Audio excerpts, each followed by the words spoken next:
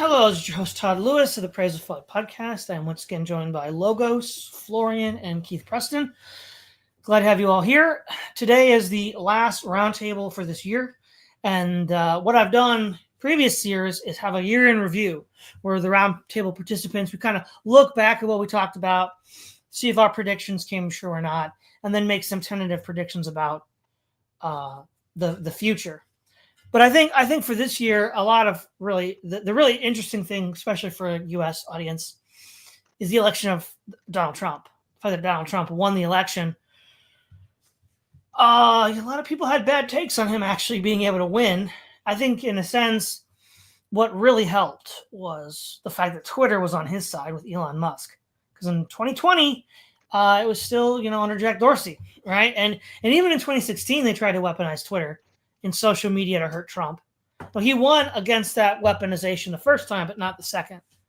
But I think that's really important that if you view it as a chessboard, Elon Musk took some pretty powerful pieces and gave them to Trump, which is something that I think a lot of people didn't expect. Part of this is tied up, I think, in the fact that there was a lot of government regulation and essentially like regulatory harassment of X in his space program. So that's, I think, partly the motivation behind Musk getting so involved on the side of Trump. And the other interesting thing, of course, is with the withdrawal of the USS Abraham Lincoln from the Mediterranean, the Houthis have almost had complete total victory, which is kind of insane when you really think about it. Imagining a non-state actor terror group doing anything like this even 5 years ago, it's hardly conceivable. And what's kind of the irony here, I remember, Logos, you and I used to talk about the quote, genocide in Yemen by the Saudis from 2014 to 2020, and nobody cared about it. So in a sense, we're seeing like the revenge of the Houthis. These are the people that were being attacked by Saudi Arabia during that decade, and now they've basically turned global shipping back to before the Suez Canal was built, which is, again, crazy. Now, the fact that the U.S. just accepts this, I think, is a sign of tremendous U.S. weakness. Why would the U.S. just accept that? Well, partly Russia is tapping them out in Europe, and partly the fear of China and what might happen in the Pacific. And of course, it's very interesting that the USS Abraham Lincoln was sent to the Indo-Pacific region. Now, that might just mean a show of strength, but it does show us where, rather than anything more than that, but it could mean more. But minimally, what it shows is that China is exerting a lot of influence that is containing a lot of U.S. military capabilities, so that other fronts can develop without the U.S. directly intervening, like, say, Iran and the Middle East. We're really beginning to see this. I think we had a video earlier this year called Open Source Jihad, where the Mujahideen strategy in Afghanistan in the 80s sort of became adopted by all the Islamic insurgents, and it's pretty effective. And we saw the defeat of the U.S. in 2021 in Afghanistan, France, and West Africa earlier in 2019. And, I don't see any reason why Israel would fare any differently in their current quagmire with these insurgent forces. And, yeah, I mean, in a sense, 2024 is really, there seems to have been, like, after COVID, it's like in 2020 and in 2021, there seemed to be like this new, like, flux. Because, the shutting down the global economy, the whole reaction to COVID and the vaccination just sort of like ripped apart any sense of consensus. And there's been a struggle to find a new consensus. And one of the things the Trump election campaign was able to ride on was this emotional drive for a new consensus. Now, whether Trump and his team can actually produce that is an entirely other question. Whereas, Kamala Harris represented Biden 2.0, we're just going to keep doing what Biden did. That's not what people wanted. They didn't want that. They wanted something different. It's kind of like the Republican version of Obama's change. It's like, well, we don't like Bush. We want change. We don't care who's making the change. If it's Obama, we'll just take the change. So, but this is like the right-wing version of it, where Trump leverages the change. Again, whether he succeeds or not is a totally other question. But I think what we've seen is that in the same way that boomers are showing their age, the U.S. empire is showing its age. The idea that the Houthis can get away with what they're doing and with almost no response. I mean, the only way to stop them would be to have a U.S. ground invasion of Yemen, which would be Afghanistan 2.0. That's not going to go well. Plus, the Saudis already tried, so we see where that's going. Ukraine is kind of in gridlock right now. I mean, in time, assuming nobody comes to Ukraine's aid, I think it's clear Russia will win. But the question is, will anyone come to Ukraine's aid? With Trump in office, will there be peace in Ukraine? And of course, that gets into the next part. Was it Trump Jr. tweeted recently that they want to start the war before Trump gets in? And that's an interesting question, too, because if they give Trump that kind of hot potato, how is he going to walk that back? And what will Russia have the presence of mind to be patient and ignore the provocations and wait for Trump to get in? That's, I think, probably the most interesting aspect of the next couple of months that are unfolding. Logos. Thoughts about this year? The biggest things on my mind as I reflect over the year are basically these. AI massively affecting employment, massively affecting the business industry. There's no going back. It's absolutely crazy. The student loan crisis. I mean, a moderate Republican of all people is putting forth a bill to cap interest at 1%. That's nuts. We'll see what happens with it. I don't think it's going to solve the issue or anything without also addressing higher education costs and housing costs, which is my next bullet point. One of the main reasons student loans are so expensive is because of all the employment students have to give up, and rent is getting bigger and bigger and bigger, and it always comes due every month. So, a lot of people will use student loans to help with rent payments. Solve that problem, a lot of the student loan problem probably solves itself, to be honest with you. Unless you're going like out of state and doing like ridiculous tuition, but I don't think most people do that. I think that's kind of overblown. Okay, so let's see. AI, student loans, the housing crisis. I mean, I've been looking at local data and data in some other places, and since 2016, rents have been ballooning. They show no signs of slowing down. That combined with the student debt crisis, which was also used to finance rents, as I said before, it's a 1-2 punch for a lot of people, especially in the urban centers. In the next few years, unless something drastic changes, I'm looking at a potential urban center collapse, which is absolutely massive because half the US lives there. They basically, most of our exports are technology at this point, like services, technology, things like that, which are done in city hubs. That's slowly changing with remote work and stuff, but I think still they're the brains of the country, analogically speaking. And so when they go under, really bad things are going to happen.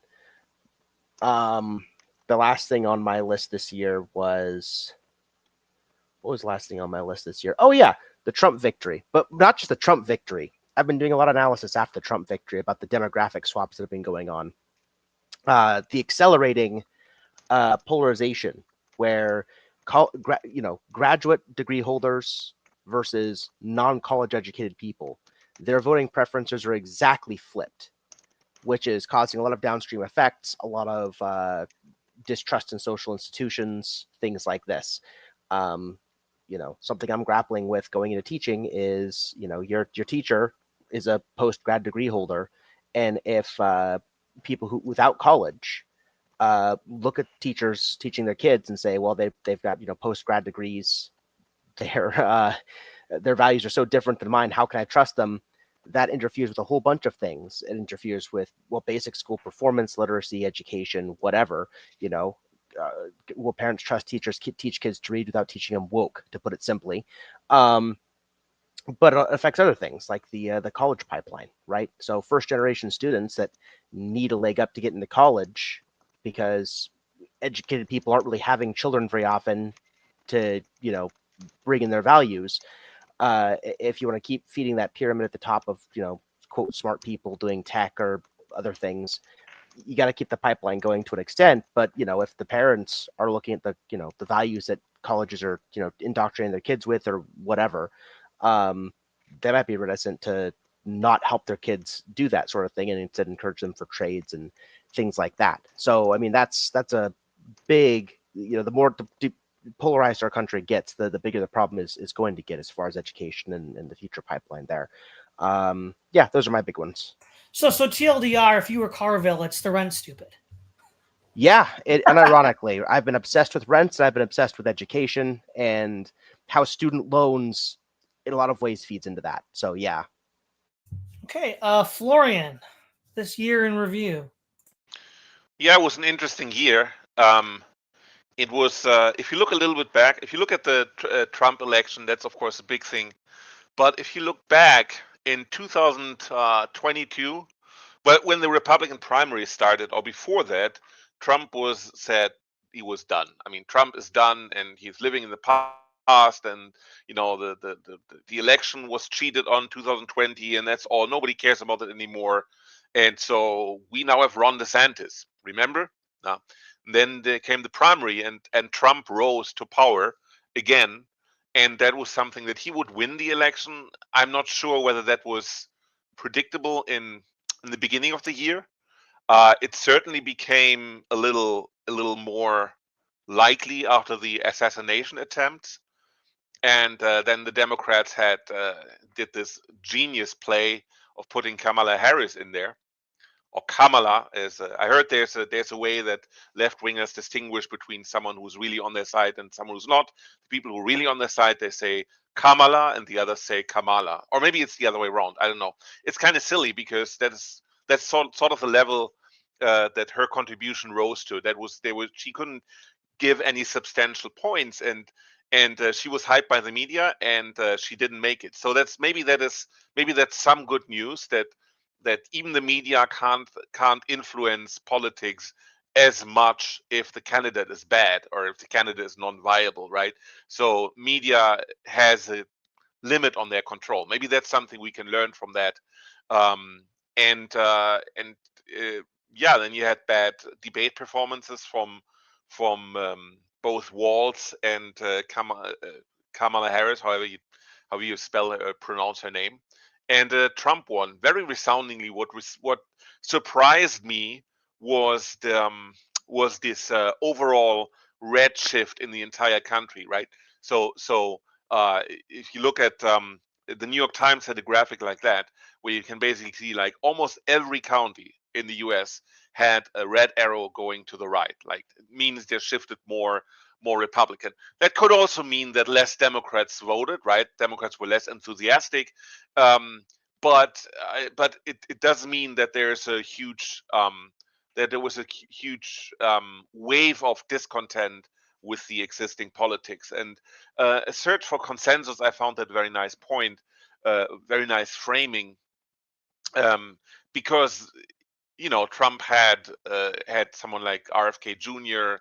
and Tulsi Gabbard and others on his side, which is a more diverse coalition. Now, I'm sure that Keith will also remind us that those people are not quite the renegades if you look at it from a Zionist perspective.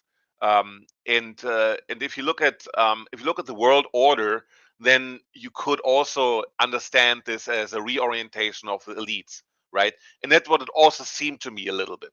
I always thought I was more, I was more confident about Trump winning the election like in September or August, when it kind of became clear that the deep state wasn't as unanimously opposed to Trump anymore. You had, remember, I think the Time, it was in Time magazine, they brought in a big article in 2021 saying something like how we fortified the election or something like that, right? They basically revealed how all these corporate entities or government entities and grassroots campaigns were all trying to do everything they could to prevent Trump, right? Falling short of saying we rigged the election, which they may or may not have done, but they really said, we were all on the side of Biden, and that's why Trump lost. This sentiment wasn't there this time. It was really lacking, and so I thought after some people that you would think are more elitist were deflecting to Trump, like Bill Ackman or David Sachs or others, you see more. I get more confident about that Trump would win. Also, one thing that and there was a podcast with Mark Andreessen, another big shot that kind of defected to Trump, on Joe Rogan's podcast, and he basically said that the government was so over-regulated that they couldn't go on like trusting in another Biden or Harris term, right? They had like, especially the crypto industry was starting to be over-regulated by the government. AI, he said something to the effect of that there is like 2 or 3 AI companies and they would be it. Like the government told them point blank on the meeting that we don't want any other AI-based startups here. This is going to be it, the companies we have, and we'll have them under control. And those were things that he said pushed him towards Trump. And a lot of the other people in the crypto space also went Trump's way. And Trump appeared on a crypto conference back in August or something, and he also said several things that were very positive for the crypto community, and also including the pardon for Ross Ulrich, who was the infamous leader of the or infamous like owner of the Silk Road, this platform that was truly libertarian, where everyone could buy anything, and then you had criminal activity on there, and the feds tried to shut it down and threw him into jail for just operating that website. And he is probably going to be pardoned by Donald Trump. Those things were also many things that made people very positive towards Trump, and that accompanied the swing. Do you remember when those libertarians thought Silk Road would allow people to hire assassins to hit government officials? I don't remember that. That was so ridiculous. They were like, yeah, there's going to be this like crypto assassination market. I mean, dude, Florian, I was so deep into those people. It's ridiculous. Sorry, go ahead. Okay, so yeah, I'm not saying it was completely unexpected that the government would try to regulate. If you poke the bear too much, probably he hits back at one point. But yeah, there probably could have been. They probably could have found a different way to deal with Silk Road than throwing Ulrich into prison. And back then, we should also not forget that there was another guy, Aaron Swartz.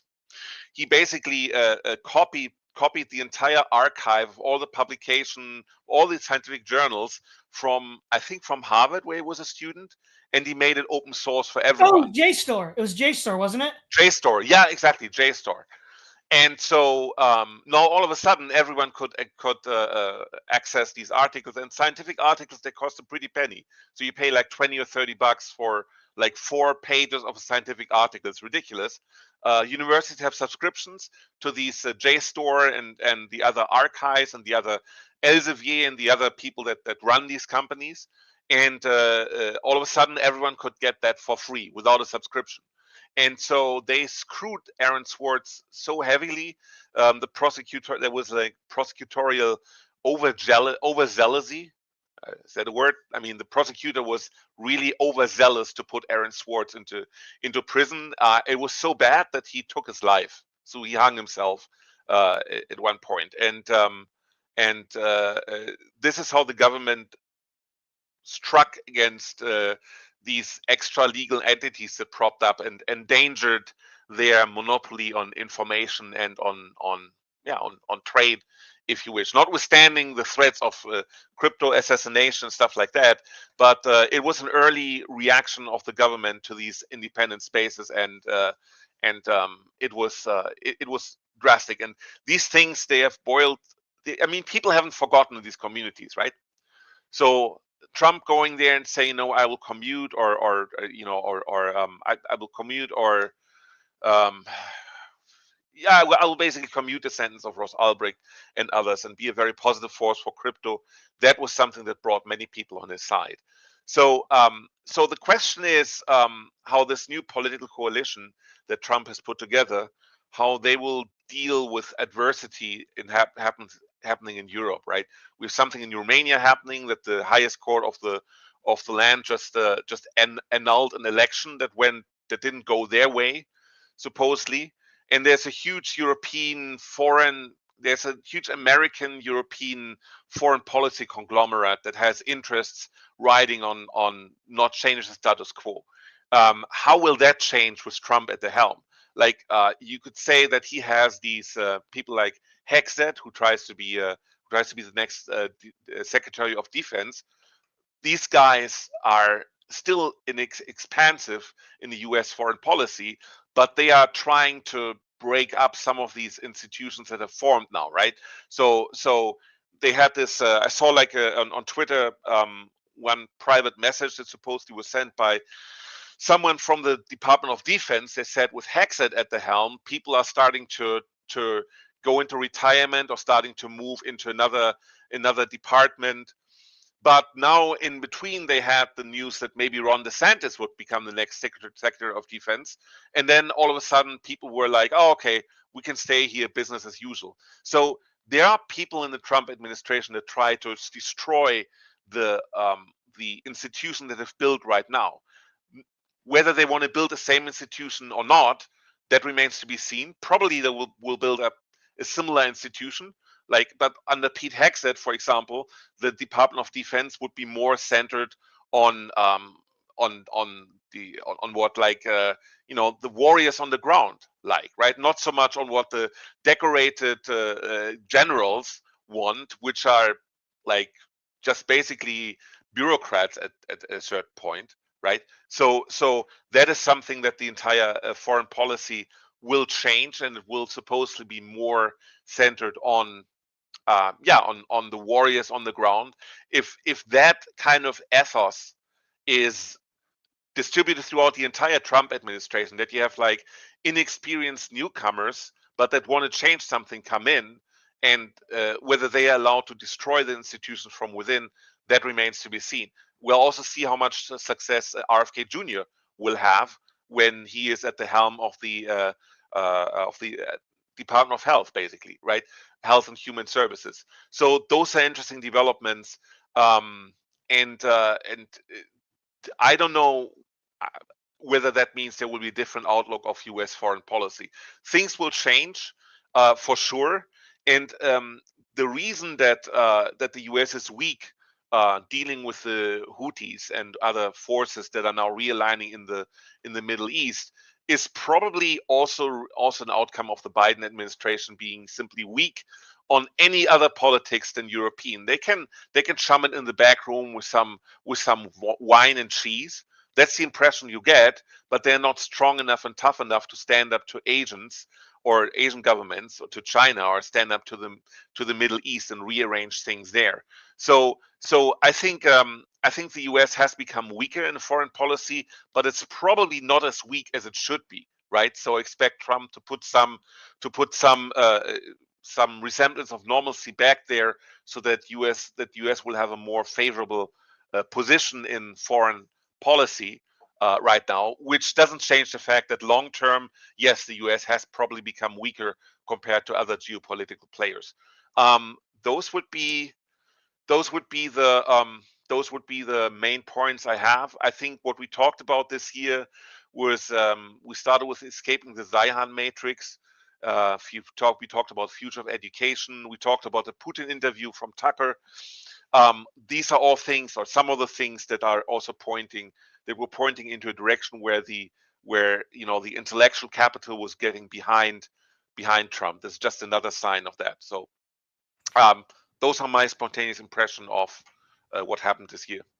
All right. Well, this year, Keith, you finally went full neo-Nazi with your anti-Zionism. Everybody knew it was coming. All right, Keith, go ahead. Well, there's a reason. I'm not neo-Nazi, but there is a reason for why I have made that such a major issue.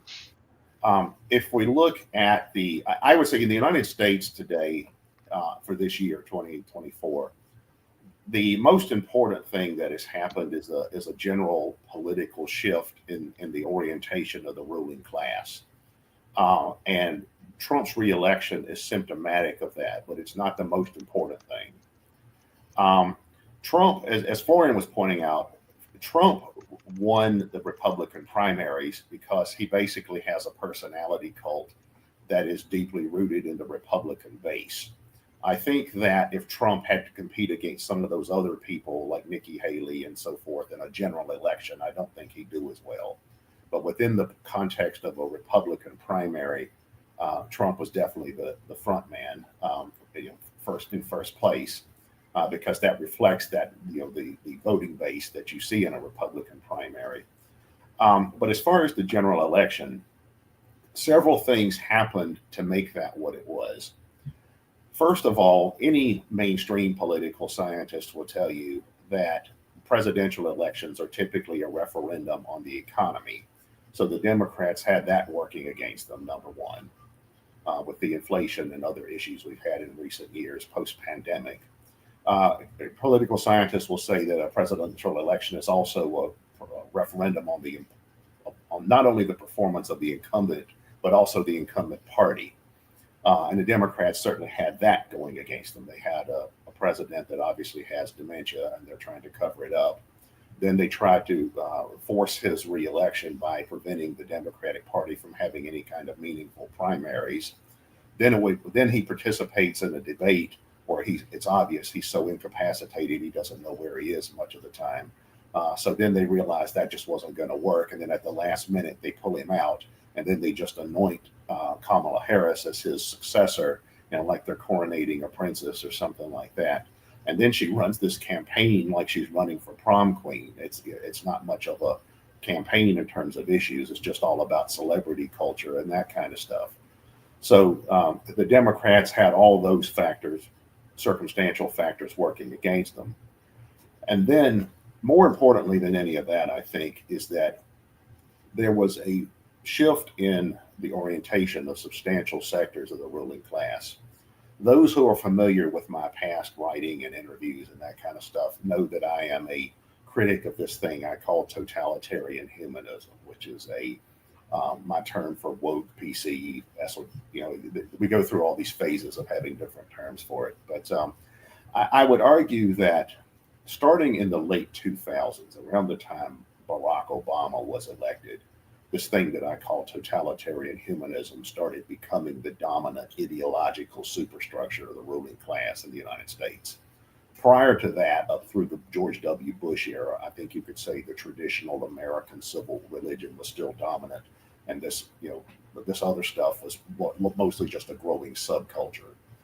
And then when Barack Obama was elected, I think that represented the return to power of the liberal wing of the ruling class, the liberal northeastern West Coast wing of the ruling class, following about 40 years of Republican dominance going back to the Nixon era, and Sunbelt dominance. That's the region of the United States the Republicans are most rooted in. And then working on this theory that Rai Texiera and John Judas developed about an emerging demographic or democratic majority based on demographic change. Working on that theory, I think the Democratic Party and the liberal wing of the ruling class generally started to develop a new ideological superstructure where they took all of this woke, politically correct, and related stuff from these subcultures that had emerged in recent decades and tried to incorporate that into the state's ideological superstructure. And it worked for them for a while. And I think that was intensified after Occupy Wall Street, because they decided that they wanted to use woke social issues as a means of distracting attention away from class issues. And it also intensified even further after the Trump came along, because they wanted to weaponize this stuff against Trump.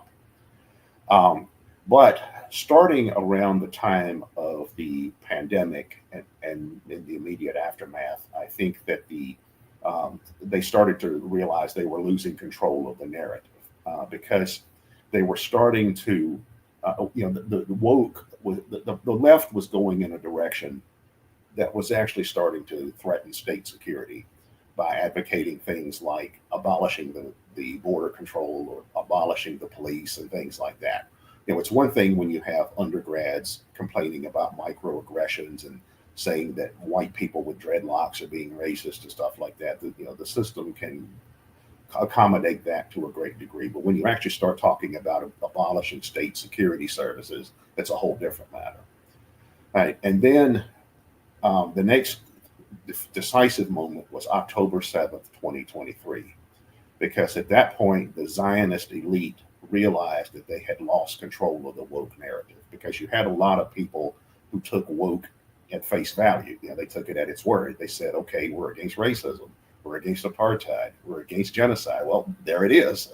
Let's protest it.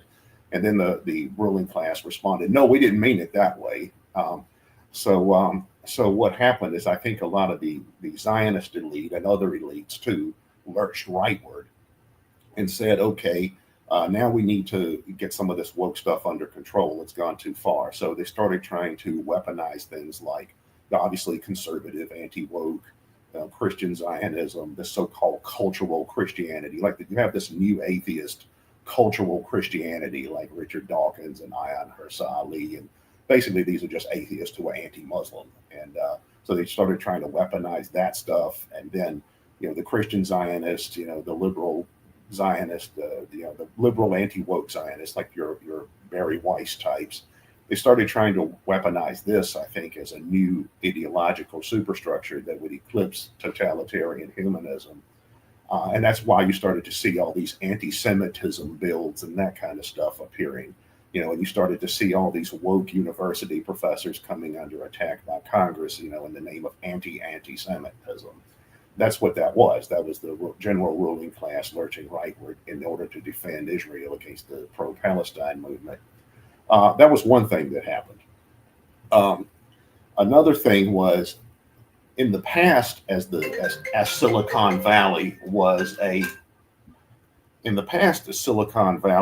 rising force in U.S. politics, they tended to align themselves with the left because they were an upstart group. It's typically the case that in any society, any upstart tendency in society aligns itself with the left.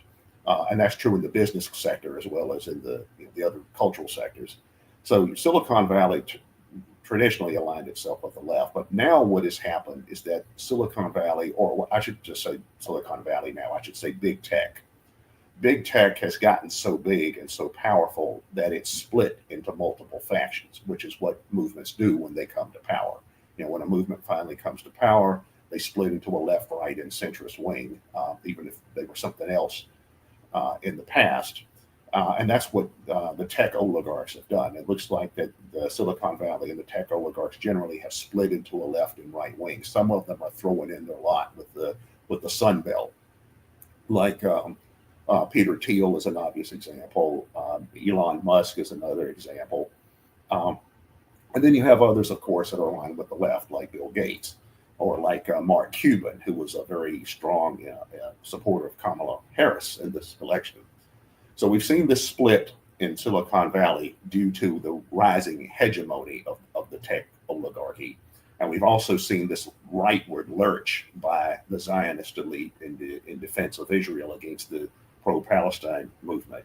And I think though, the political conditions I mentioned earlier, the state of the economy, the Democrats' crummy performance, those things I think created the pretext where the Republicans had the electoral advantage anyway, and would have even in more conventional times.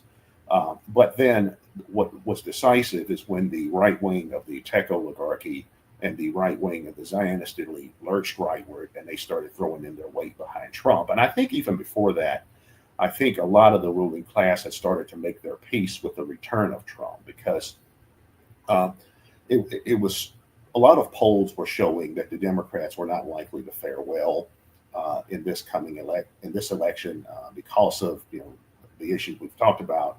And then when Trump became the candidate, it looked like that a lot of the elite were saying, okay, looks like this guy's coming back. We need to make our peace with that. And it looked like for a time even they were working to maybe drop some of the criminal charges against him in exchange for his promise to do their bidding. And I think that's actually happened. A lot of these criminal charges that were pending against Trump seem to have been pushed under the rug or dropped or whatever. And it looks like that he's accommodating and facilitating this kind of rightward lurch we've seen by substantial and influential sectors of the ruling class on a more general level. For instance, if we look at Trump's cabinet appointments so far, the number one thing they all have in common is that they are all ultra pro-Zionist, whatever their other differences. Some of them may come from a more liberal background, some from a moderate, some from a right-wing background, but they all are ultra pro-Zionist. And I think that's probably the litmus test for being part of anything Trump is associated with. I mean, I would say that this cabinet has been bought and paid for by Miriam Adelson. It's kind of like Trump probably asked me, I don't know that this happened, obviously, but it's kind of like Trump asked Miriam Adel, said, okay, Miriam, just give me your list of who you want in the cabinet and I'll appoint them. That more or less seems to be the equivalent of what happened.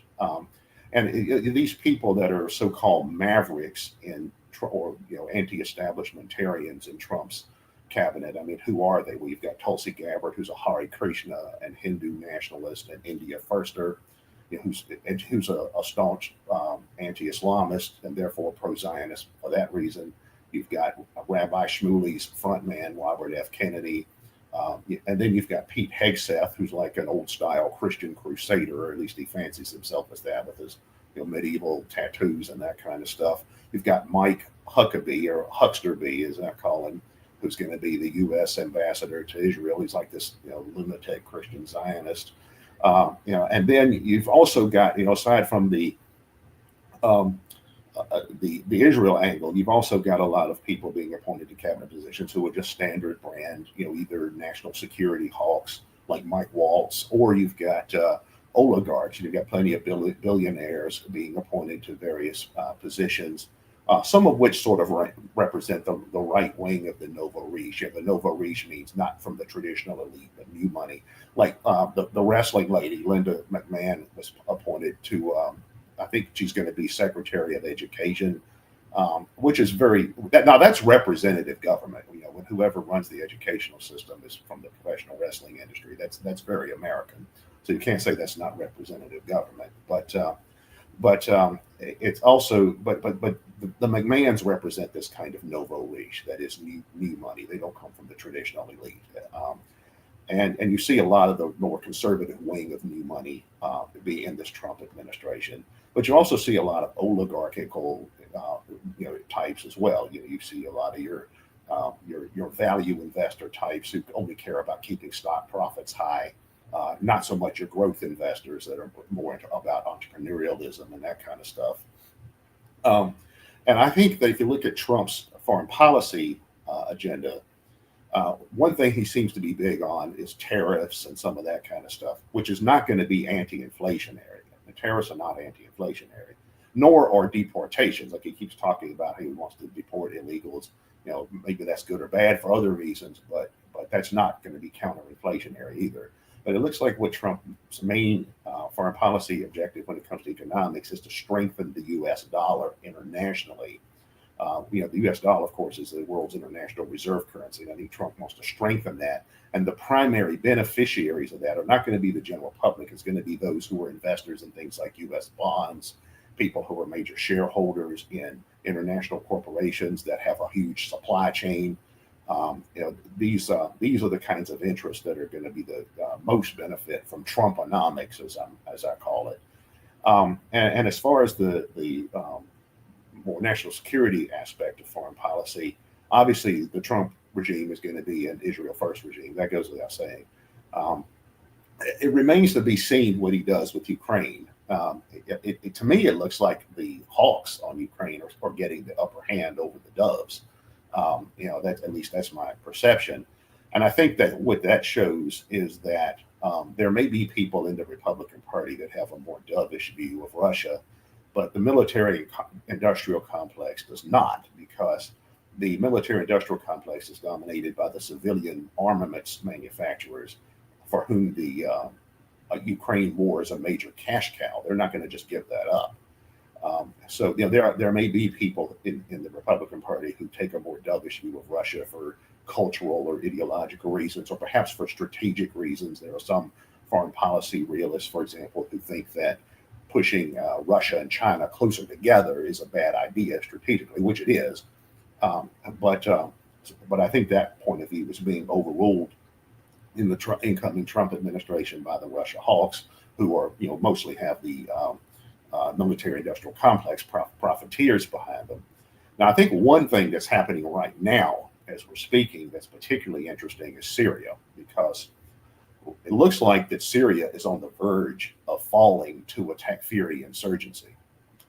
And if that happens, that means in Damascus you will basically have something like ISIS as the new government.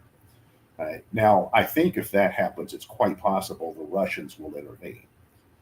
because the Russians, I don't see being willing to tolerate something like that that's that close to their backyard. Now the Russians may be hampered by the situation in Ukraine, of course, or the Russians could even deflect attention away from Ukraine towards Syria. But I don't see the Russians being that fond of Syria falling to an actual Takfiri regime. And at the same time, though, if they come in, if the Russians come in to defend the Assad regime, the Israelis and the Saudis, who are going to be staunch Trump allies. I mean, Trump is essentially an Israel first, Saudi first president. I mean, he's as deeply connected to the Saudis as he is to the Zionists.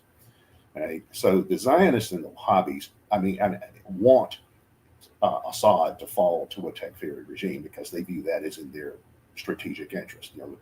Obviously, Syria is a major part of the axis of resistance. They're allies with Iran.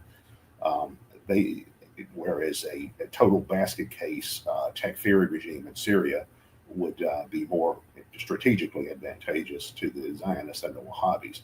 So it's quite possible that Syria could become a new focal point of geopolitical conflict where the Russians move in to help the Assad regime, with the Americans through their allies, the Wahhabis and the Zionists, backing the Takfiri government, which would be a really interesting situation, because essentially that means the United States would be allied with Al Qaeda or the equivalent thereof in Syria. What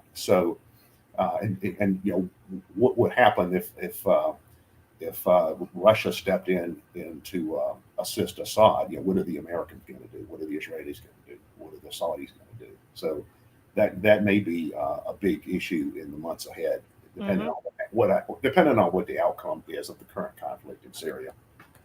So I think to sort of tie the end of this year with the beginning of next year, I think one of the things that I think is really interesting is I think that we've already seen in 2023 and beginning in 2022 with Russia's invasion of Ukraine, but worldwide military conflicts expanding and escalating everywhere.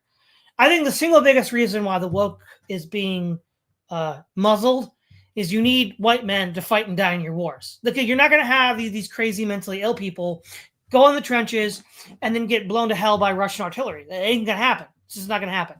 So, the powers that be want that to change. Now, the people that make that change happen aren't going to be generals, but it's going to be them that wants the change to happen. Now, the question is, will it work? We don't know, because, there's been 20 years of anti-male propaganda in the United States that's really sabotaged millennials and Zoomers. Are they going to actually go along, or are they going to do what Alt-His predicts, lead an insurgent revolution against the government? I mean, it's kind of an open-ended question. I don't know. I mean, America's so hard to predict now because we're living in, the maximum simulation here.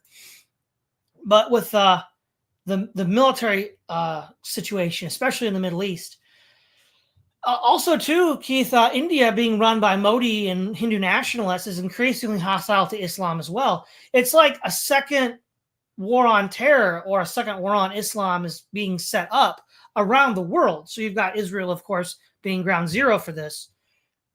Turkey is Islamic and has, of course, gotten involved in Syria. That's more just intra-Islamic fighting. Nothing new there. The U.S. is, looks like it's going to pivot hard that way, like you said with Trump. A lot of geopolitical analysts I've studied also seem to think that. Of course, there's still China, and people are wondering what China's going to do next. But the point is, Islam is going to win this because it always does. The Soviets invade Afghanistan, they lose. The U.S. invade Afghanistan, they lose. The French fight Al-Qaeda in Mali, they lose. Israel fought Hezbollah in southern Lebanon from 1982 to 2000. They lose.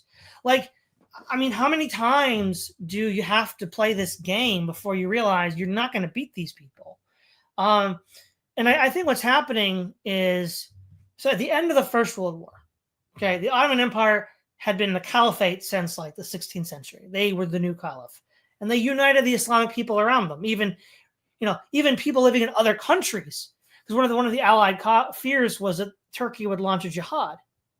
And they kind of did, but it was a delayed jihad. Afghanistan and Egypt and other colonies or neighboring countries got the memo a little too late. And by the time they revolted, the Germans had lost the war already. Turkey had lost the war already, but they were trying to do that.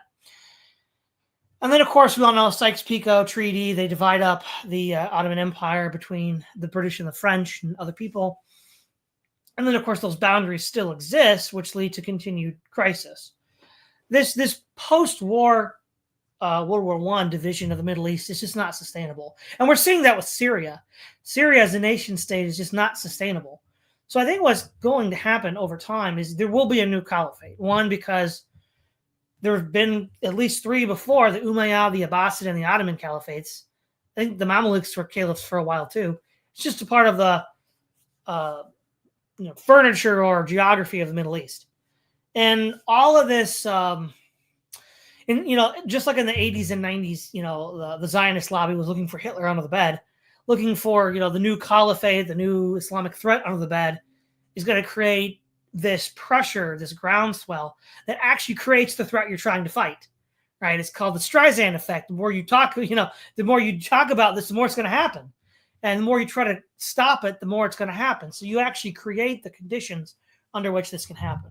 Now, I don't know when a new caliphate will come, but I think that this broader war against Islam that's, shaping up to include India, the United States, Israel, I don't think they're going to win this. They didn't. No one's won it before, and this could be sort of like beating your head against the wall, where that side finally just falls. Russia's not doing this. China's not doing this. So, and there's still threats on the table too. So I think that we'll see. This is something where I do agree with Zihan. Zihan agreed. Talks about in his work what we would today call the Rimland, which is part of Spikeman's geopolitical theory. Eastern Europe, the Middle East, South Asia, Southeast Asia, and the Pacific Rim countries are all just going to become battlegrounds for resources between these powers as the American global hegemony ends and free trade ends and all this other stuff. And we're just going to see more and more of that. But I think in the Middle East, though, that's where there's a current conflagration really brewing. China as well, but there's just so many different factors involved in fighting Islam. Part of it is, like I said, with the Hindu nationalists or the Zionists, it's a way to solidify control at home. So you can just get the people to do what they're told because the Muslims are coming. Kind of like how the Romans said, "Oh, Hannibal will get you if you don't, behave yourself."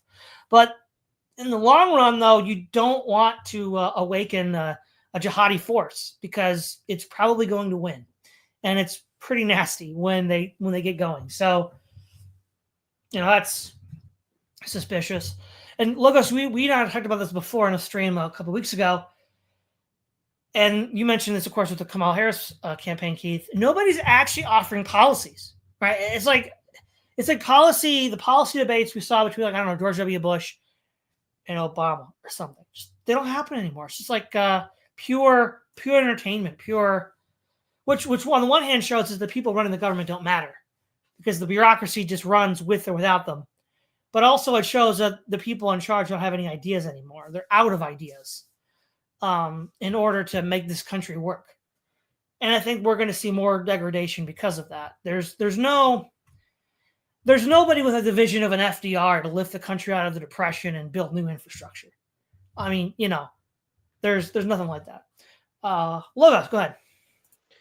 I don't think it shows that people are out of ideas in so much it shows the country is gridlocked, right? What's the point of proposing a big sweeping changing policy that you'd run on as president if, let's say, it needs 2/3 of Congress to get through? Either it's a constitutional amendment territory or it's so big that it needs to pass a filibuster or something like that. And if you maybe have a 51-49 majority or something, but the other party can just filibuster if they don't like it. It kind of doesn't matter what your policies are. And that's the problem. Even attempts to circumvent the gridlock, say Joe Biden with student loan forgiveness, got smacked down by the Supreme Court. And you could say, well, checks and balances, but it's checks and balances. So it doesn't matter what the executive's policies are going to be if you can't count on Congress to vote for anything aside from what the super rich want.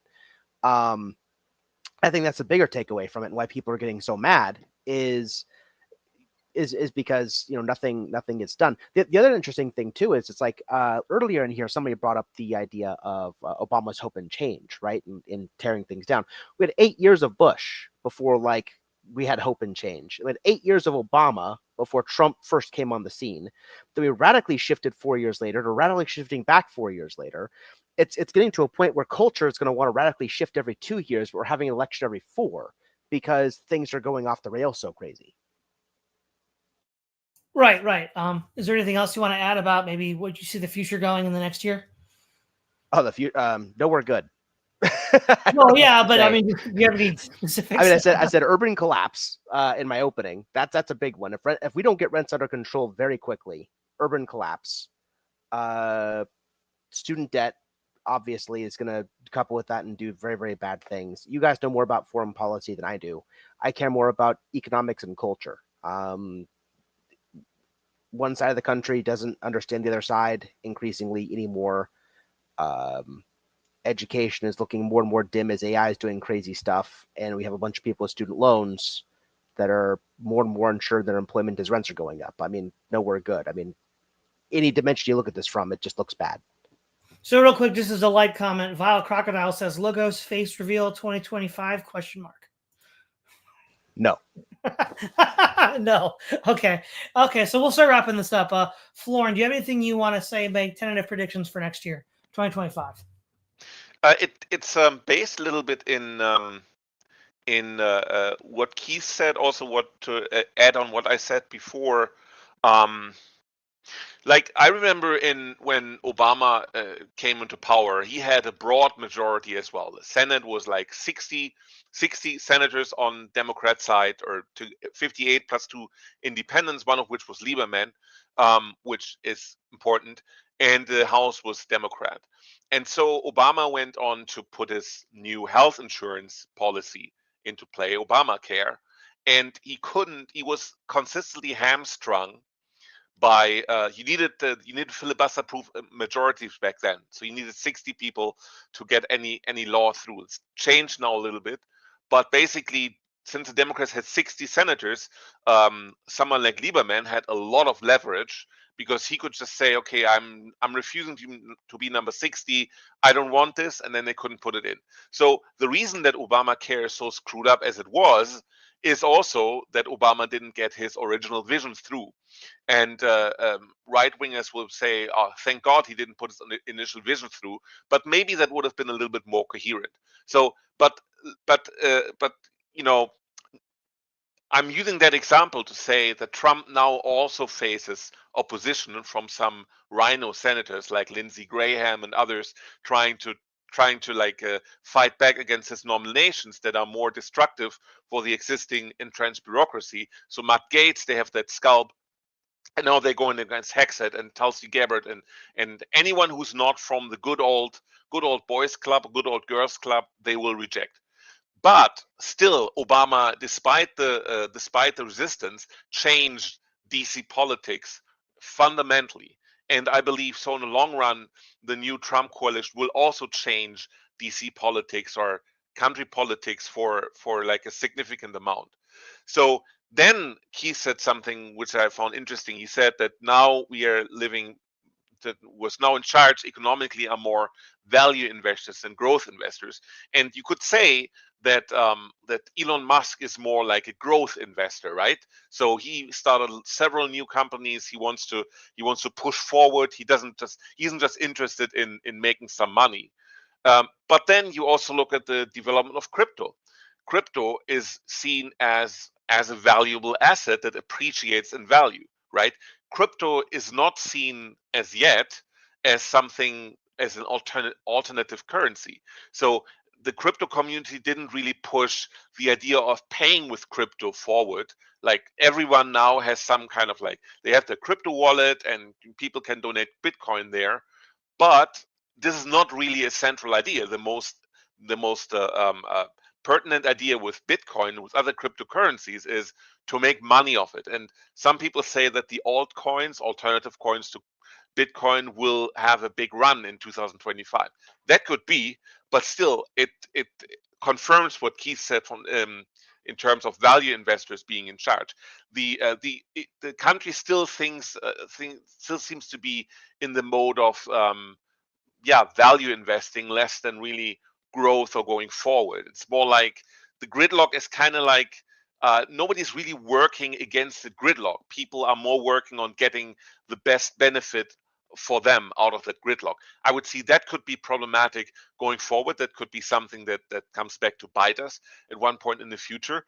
But otherwise, I expect the year 2025 to be just, to me, just moving gradually, but non-disturbed eventually into the direction of the new Trumpism. So that's what I foresee for 2025. What happens in the Middle East? I have no idea. It looks like there will be a rearrangement, but what they say, and it's very true. Things like revolutions also happen very, very gradually, and then all of a sudden. And I think we're still in the exponential flatline phase until really everything happens. But it can happen very quickly, right? Just there's a little bit conflict here, there.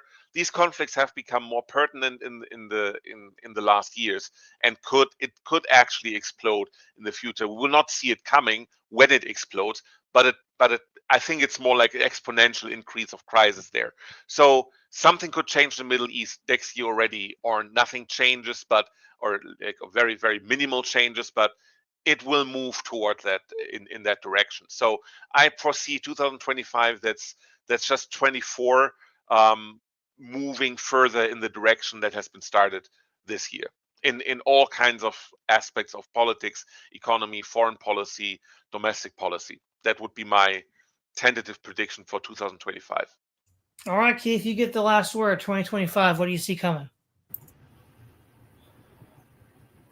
Well, I don't know if it's going to happen in 2025 or not, but one thing that I think the Republicans, as the incoming administration, need to avoid from their vantage point is the worst thing they could do is become overconfident.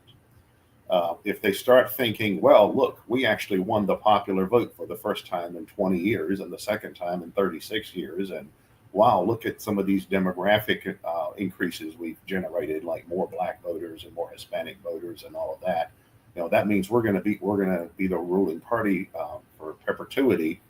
If they were to get overconfident in that way, they would definitely be selling themselves short. Because if we look at partisan cycles in the United States, we see a fairly distinct pattern. We see that a dominant party tends to rule for about 40 years, and then they will be displaced by the other party, and then that party will be the dominant party for about 40 years. And without it getting into too much of a history lesson, I would say that the current partisan cycle is, according to this pattern, would be Democratic dominated, and we're only about 16 years into a 40-year partisan cycle. Typically, what happens in a partisan cycle is that the dominant party will have 7 presidential terms, the other party will have 3. Right. Within this cycle, this is already going to be the second Republican term.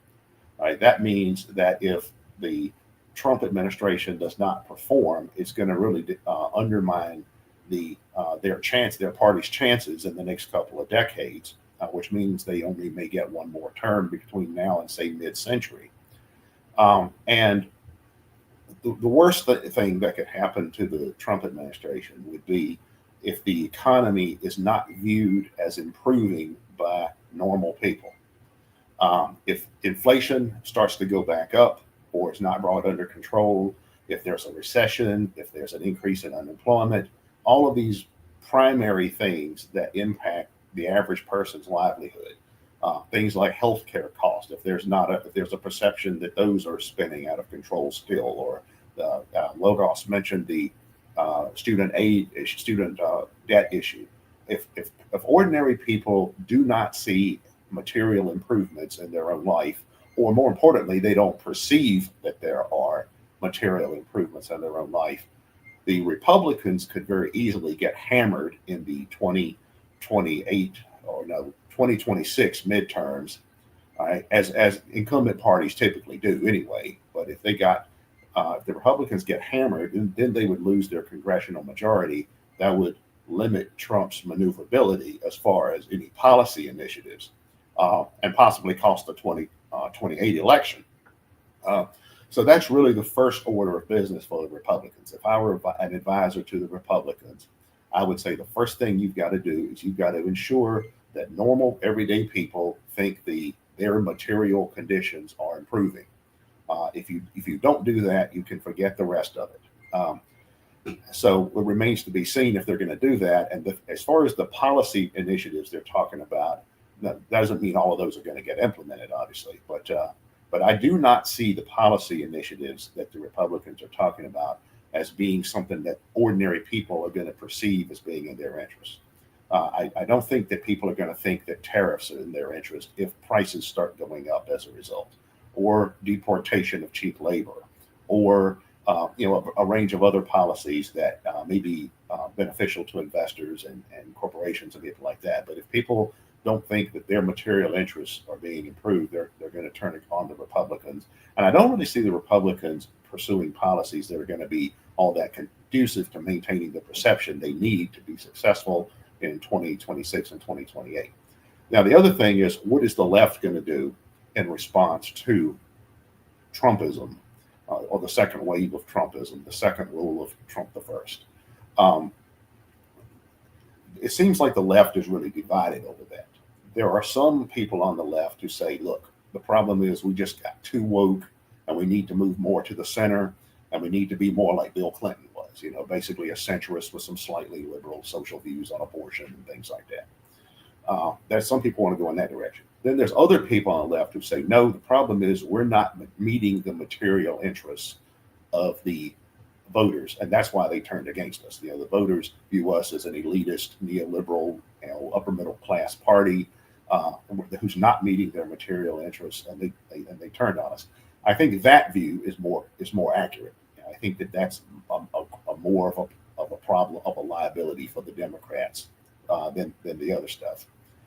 If the left starts to shift towards a more class first position, more of a Bernie Sanders-esque position, regardless of what positions they take on the social stuff, as long as they don't have the transgender stuff and all of that right out in front as their flagship issues, if they start developing a class first perspective, that will greatly enhance their party's appeal. The question is, their donor class and then their upper middle class, professional class base is opposed to that for obvious reasons. Right? So that's going to be the real conflict you're going to see on the left. I was also impressed with a recent article I saw by Joel Kotkin, who's one of my favorite social scientists. I agree with him sometimes and disagree other times, but as a scholar, he's top notch. And he argues that there is a growing class of what he calls overeducated underclass people in Western societies, and not just in Western societies. You have this in China and places like that too. And these are people who are educated beyond their status level, beyond their professional level, their employment level, and things like that. Historically, if you look at revolutionary situations, whether literal revolutions like violent overthrow of an existing government or just radical sweeping change in a society, even if it's not violent, historically, when you look at revolutions have been made by an upwardly mobile middle class that is politically frustrated. Long-standing revolutions are not made by reactionaries typically. Like every counter-revolution that's happened in the last 250 years has been overturned eventually. But if you look at what happened in early America, France, Russia, China, all these places, revolutions were made by middle-class sectors that were politically frustrated. And that's what we have now. We're developing this overeducated underclass, as Kotkin calls it. I would call it a lumpen bourgeoisie. That is people who are technically bourgeoisie but live the life of a lumpen proletariat. For many years, I've argued that the real vanguard class in future revolutions is going to be the lumpen proletariat. But I always saw a problem with that theory is who's going to lead them, because they're not known for being organized. All right, but then when I started seeing the riots back in 2020, I started thinking that's who's going to lead them. It's going to be the lumpen bourgeoisie leading the lumpen proletariat. That's going to be the future of the far left. So I could see something like that developing in the years ahead as well. Well, all right. Thank you, Logos, Florian, and Keith, for all being here. And again, everyone, we will resume in January. So thanks for tuning in. This is Todd Lewis, the President Podcast, signing off.